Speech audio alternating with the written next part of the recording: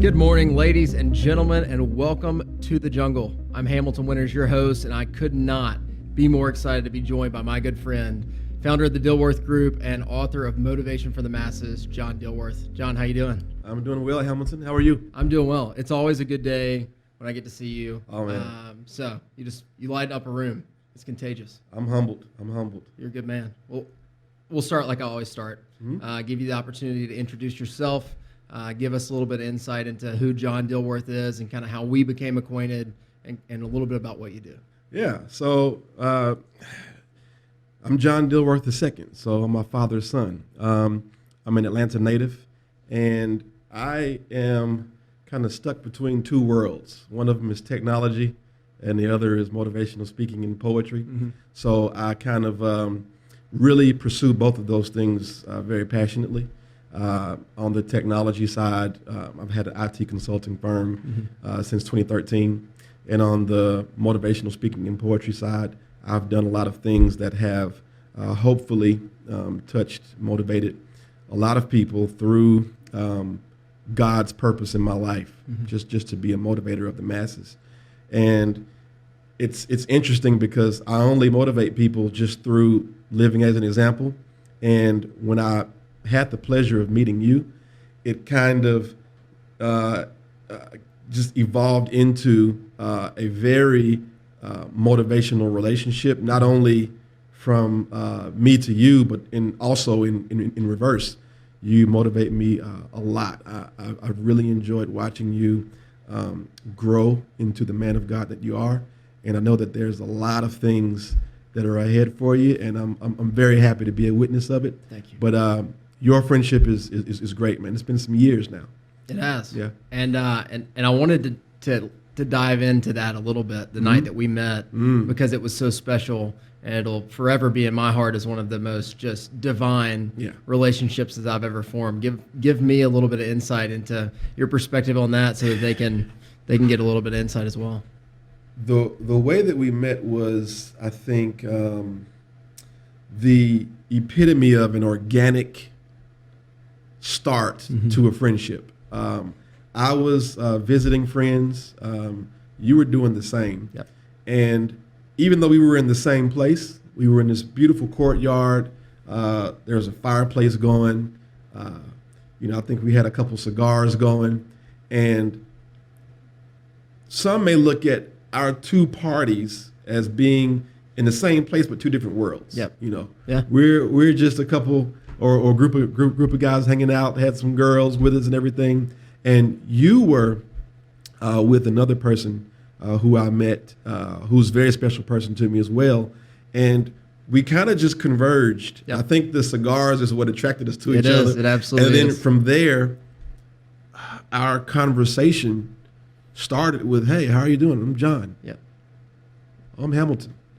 Next thing we know, we're all around the fire, tears coming out of eyes, prayers going up. Yep. And I think it speaks a lot about who you are, the spirituality that you carry with you. It just connected with mine and with the rest of our group as well. And it's everlasting. So I think the way we met is one that I'll never forget.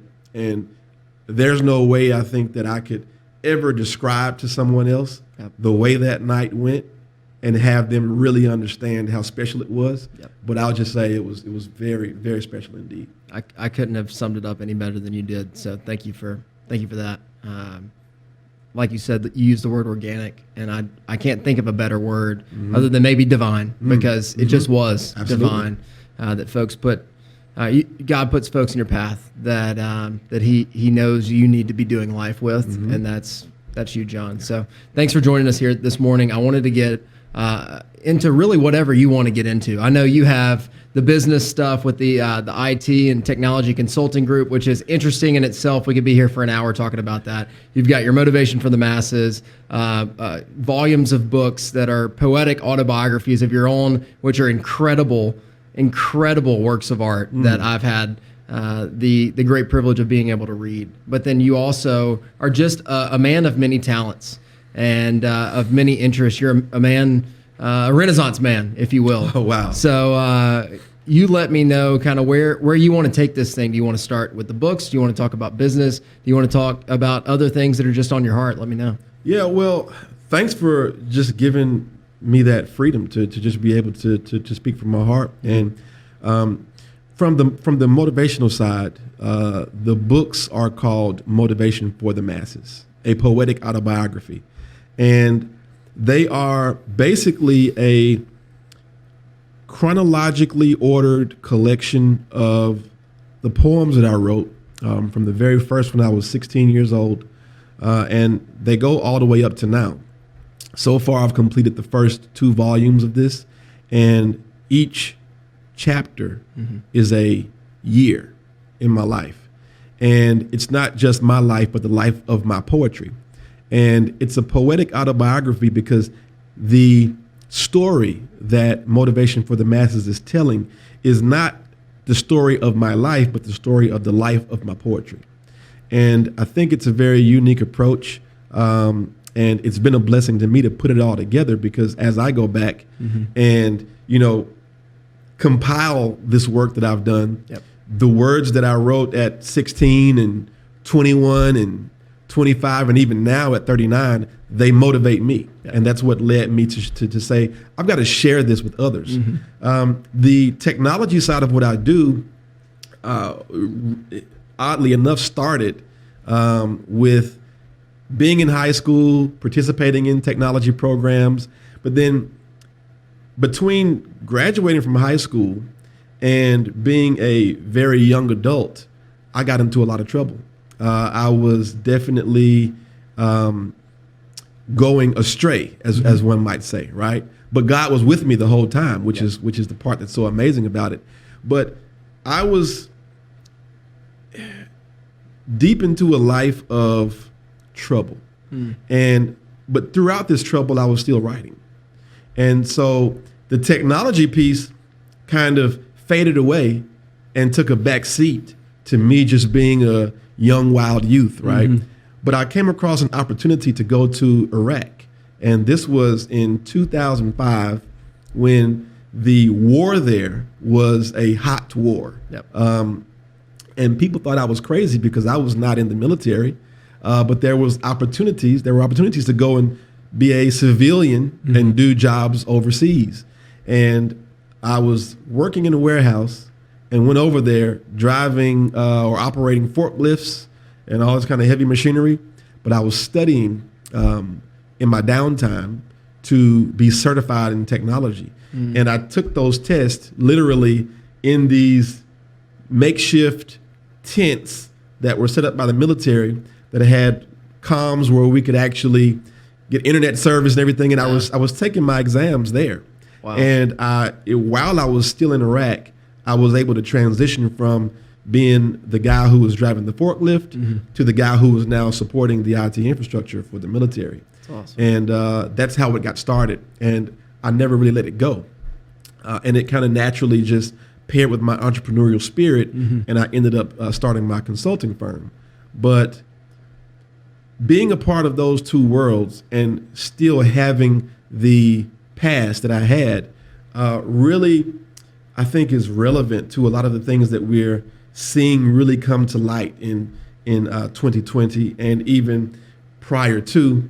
And I've experienced a lot of some of the things that we're seeing broadcasted now, from the mistreatment of young black men by police officers. I've experienced, like everyone, this pandemic world we're living in, right? And these things kind of combine to cultivate who I am.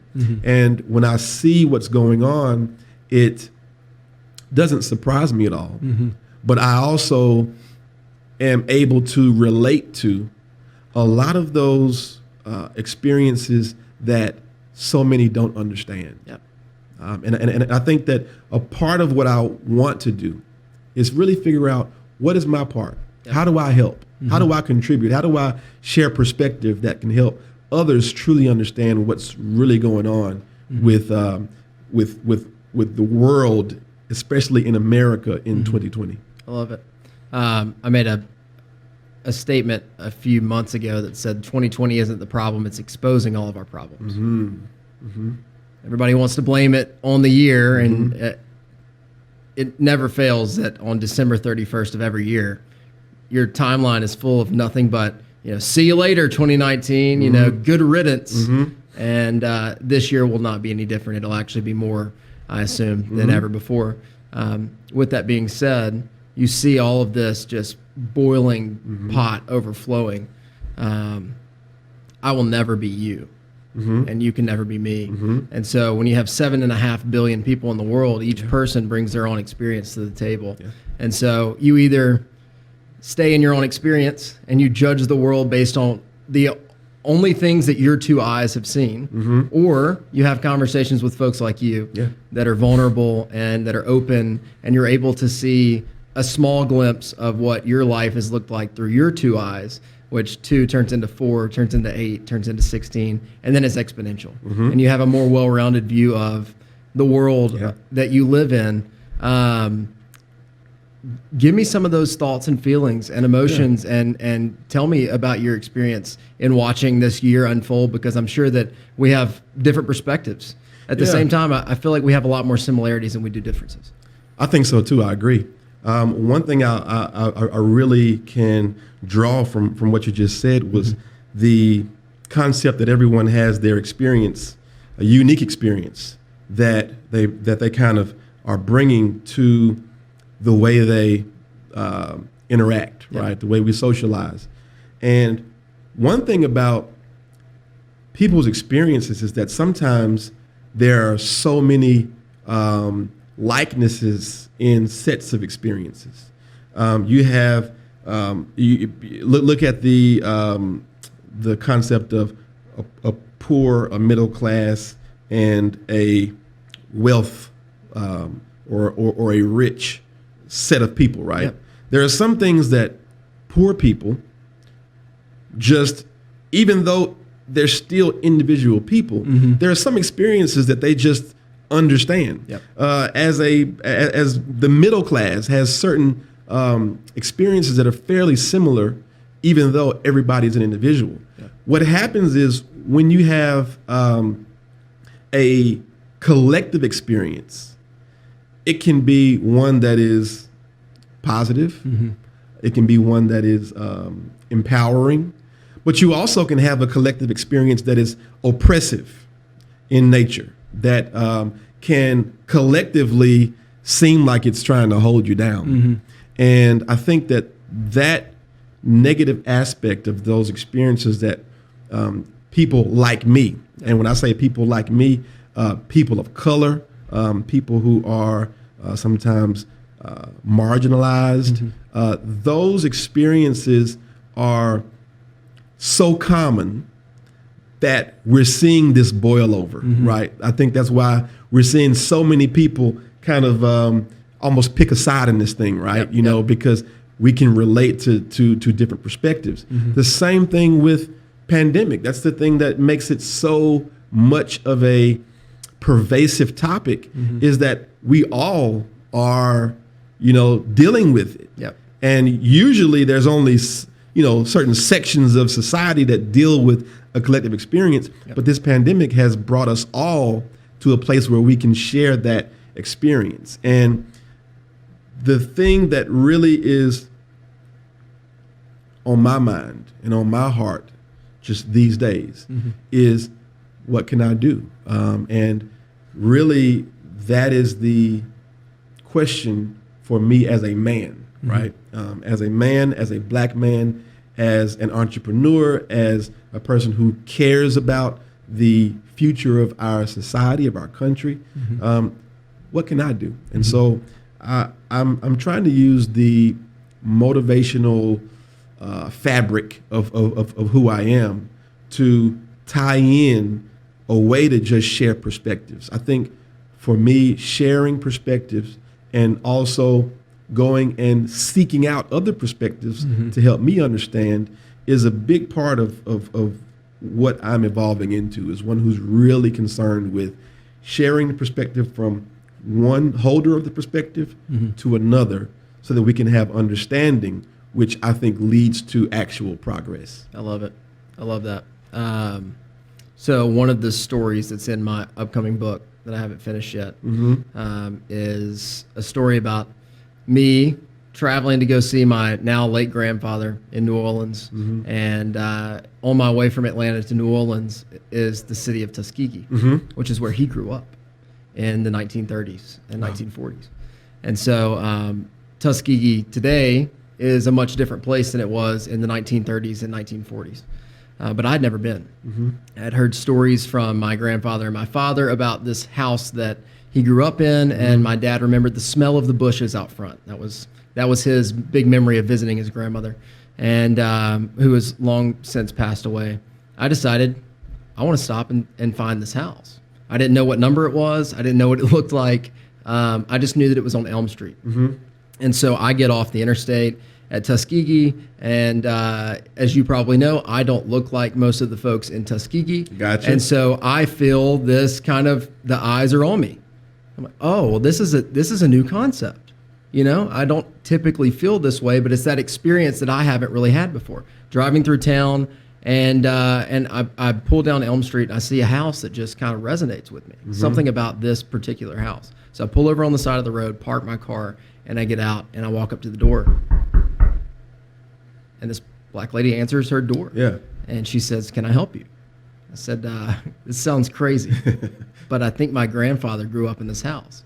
And she looked at me and she goes, "Is your grandfather Dr. I said, "Dr. Winters." And she said, "Come on in." Nice. So I went into her house. She introduced me to her 90-something-year-old, I think 89, 90-year-old mother named Dorothy. I sat in that house for 2.5 hours and had tea with them. And we just became friends. And I said, "Do you have pecan trees in the backyard?" And she said, "Yeah, how'd you know that?" I said, "Well, did you know that Dr. George Washington Carver had dinner in this house once a week with my great-grandfather?" Wow. She said, "I had no idea." I said, "I have a picture of my great-grandfather sticking, or Dr. Carver with my great-grandfather sticking a metal rod in the ground. And a pecan tree had blown over. My great-grandfather called Dr. Carver over to say, 'Hey, it was a pretty light wind and I lost a pecan tree. You know, what gives?' Yeah. And he stuck a metal rod in the ground and said, 'Dr. Winters, you have a bedrock that's pretty shallow here, and the root system couldn't grow in, so it grew out.'" And I said, "One more question before I leave. Did you know that the Commodores, the band, bought this house for my great-grandmother?" And she said, "I was married to one of the Commodores." She said, "We have a son together." That's so, nice. Little short story. Don't mean to hijack your episode. No. It's stories like that if you step out of that, which is part of the whole narrative of The Art of Everything, it's something ordinary, knocking on the door, the art of knocking on a door. But the biblical reference is, seek and you shall find, ask and it will be given, and knock and the door will be open. And it takes someone being willing to say, "I'm going to knock on this door, and I don't know what I'm going to receive on the other end. I could be condemned, I could be just berated, or I could be welcomed in and loved on," which the latter happened to me. But I feel like each time we're together, it's both of us knocking on each other's door and saying, "Will you let me in?" Yeah. When someone lets you in, it's giving you the opportunity to share their perspective. By you walking through that door after knocking on and being welcomed in, you were able to taste the tea that they drink. Wow. The tea may have tasted like the tea you drink, Yep. or it may have tasted completely different, but you were able to sit on the couch that they sit on. You were able to look at the photos on that wall. Yep. And you were a part of what you experienced when you were there. And the sharing of perspective is powerful. One of the things that I think is, we need a shared perspective on, especially now, is this topic of police brutality. I bring it back up because it's there is a huge gap there. I was at a friend's home, and this is a friend we have in common. Older gentleman, older white gentleman, and I went out to his land, and he had called a few people together to say, "Help me understand what's going on. Help me understand the anger. Help me understand why the sentiment is what it is." And we had an opportunity to share perspective. I said, well, okay, let's think about what was normal for me. I'll give you an example. I was about 16, maybe 17 years old, and I'm from an area called College Park, Georgia, but also Clayton County. And so I had traveled to College Park from Clayton County, maybe a 20-minute drive, 15-minute drive, and I was headed back. It's kind of late at night, may have been 11 o'clock. I'm just a kid in my dad's truck, and coming off of a road, turning onto what's 138, headed back to Clayton County, and it's late at night. I'm just headed home, and when I make the left at the intersection, a car gets behind me. It's dark. This is not a well-lit road, but a car gets behind me, and they have no headlights on. So I can see that figure of a vehicle got behind me, and they were following me. So, the way I grew up, I understand sometimes there's carjackings, folks get robbed, so high alert. So I kind of pick up my pace a little bit. I start driving a little faster. The car keeps up with me. And we got maybe half a mile, 3/4 of a mile down the road, and we had gotten up to probably about 85 miles per hour on a street that 45 miles per hour is the limit. Yeah. And 3/4 of a mile into this thing, my heart's racing. I'm thinking somebody is trying to either rob me or harm me in some kind of way. Then the lights come on, the police lights. His headlights come on, and then the siren comes on. It's the police. Now, these are the folks who are sworn to protect and serve me, right, as a citizen. But instead of protection, I felt terror. Right, I was truly afraid, and I really had done nothing wrong. And so, we grow up where if the police get behind you, pull over in a well-lit area. Keep your hands on the steering wheel where they can see them. And I pull over, and I'm just terrified. If it had been just a robber, okay, I just keep going, to find my way out of it. But the police is a different story. And the guy comes to the window and he shines the light on me, and I was speechless. I didn't even say, "Why'd you pull me over?" I'm just like, "What's about to happen?" Yeah. There's nobody around to witness anything, and the officer just says, "What are you doing out?" I said, I'm just going home. I'm just going home. And he asked me a couple of questions, but then he just says, basically, "You need to get home, go home," or whatever. Okay, I'm out of here. That's where I was going. So I get home, and the thing is that wasn't a uncommon, or the fact that happened didn't seem odd. Yep. It was just, that's the way it is. And I asked him, I said, "Well, if this were your daughter, you're you are an older white American, you are well-to-do, so to speak.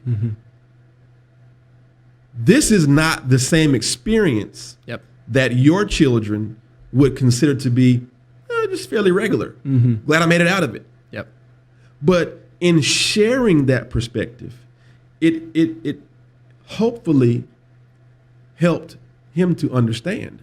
Because the idea was, well, over the last year, I think was the statistic that only 9 black men, unarmed black men, have been killed by police officers.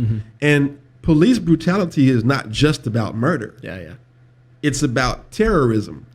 It's about exercising an authority over a community that you're exercising force that is completely not required. And this same force, if it were exercised against your own children, you would be appalled and outraged. But for us, it's supposed to be okay because, well, that wasn't murder. But that's but that's the normal existence. And a lot of times those types of stories, those types of perspectives are not shared. We only see the extreme. This person was killed. Oh, he stole a candy bar, so he was in the wrong. So, you know, why was he stealing the candy bar? Or, you know, he was using supposedly a $20 bill that wasn't real. And yeah, I mean, the guy was in the wrong. The outcome should not have happened, but a lot of times you don't have to be doing anything wrong. And that's the part that I think we need to share. I can remember when I did do something wrong, and the outcome was, to me, unjustified.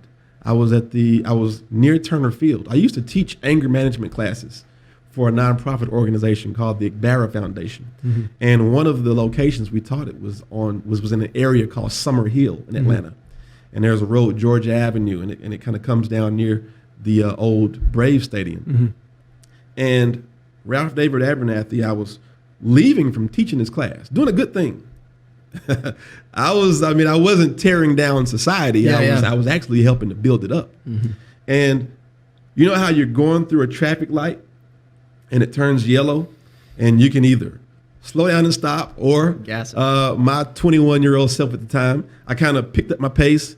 You know, the light turns red as I'm coming under it, and I get a few blocks down the road, and the state patrol is behind me. So yes, I had run the red light. I had done something wrong. But when he pulls me over, he says you ran the light, and do you have any contraband? And I'm no, I don't have any contraband. And another state patrol vehicle pulls up, and it, you know, that area was kind of you know, it's a rougher area. And they said, well, you sit on the curb. You can't stand. You can't pace back and forth. You sit on the curb, no matter how hot the concrete is because the sun's out. You sit there, and we're going to search your vehicle. And they literally searched my vehicle for, I guess, contraband. But that's not what happens to people who are white in a lot of cases. They don't have, their kids don't tell those stories. So I think it's very important for us to share the perspectives so that the understanding begins to kind of go both ways, to see that, okay, this is deeper than just murder. Murder is really bad. But there's a way of living that shouldn't be the way it is. And that's why you see so much anger at the system. And people hate to hear that term, the system. But systematically, the anger is justified, I believe. Wow. I guess you can't put a statistic on mistreatment. It's hard to measure. And so, I mean, I would love to do nothing more than to converse back and forth. But I think there's a time for talking and there's a time for listening. And I had a few people reach out to me, especially after I made a blog post called "This Is Not News."